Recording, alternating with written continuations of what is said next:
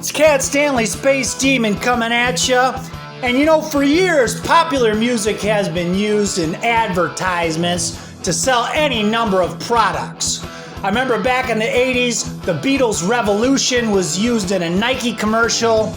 Eric Clapton used his song After Midnight to sell Michelob beer. However, there have been many artists over the years who've been reticent to allow their music to be used in advertisements to bridge the gap between art and commerce. And one of those guys who was resistant to the pull of the filthy lucre of advertising was none other than Bob Seger. You might know Bob Seger as the multi-platinum recording artist who had his breakthrough in 1976 with his double live Bullet album, followed that up with a string of hit singles and hit albums throughout the 70s and 80s.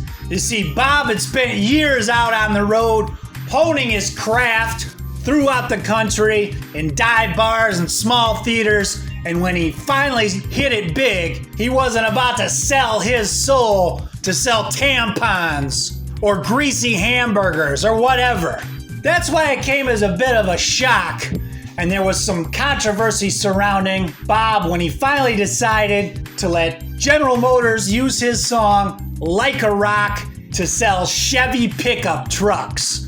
And if you're old enough to remember this ad campaign, these Like a Rock commercials were everywhere. Every sporting event you watched, NCAA Finals, Super Bowl, World Series, every commercial had Bob Seger's Like a Rock selling Chevy trucks. And it got a bit annoying, and there was quite a bit of backlash on Bob Seger because of this. And for years, I never understood why he did it. Until recently, I watched an old interview of him with Bob Costas on Bob Costas' old later TV show. Apparently, Johnny Cougar Mellencamp had been criticizing Bob Seger in the press for using his song in the commercial, and Bob Costas put him on the defensive. And he goes on to explain exactly why he allowed Chevy trucks to use his song in their commercial.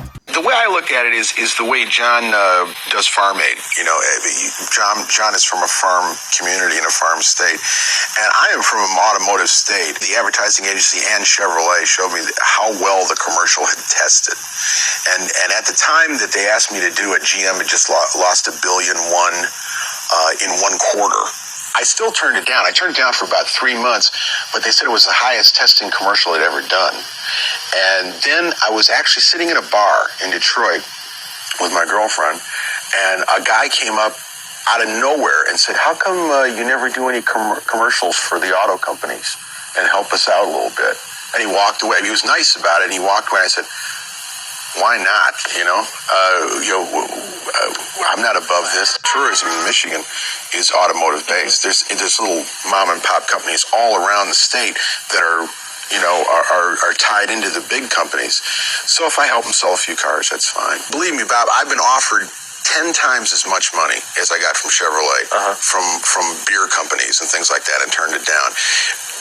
My idea was help my local state economy. It's exactly what John does with the farmers and stuff like that. And so there you go. What do you think? You think Bob Seger sold his soul? You think he sold his musical integrity? Or do you think he was just doing something good for some hard-working Americans, the auto workers?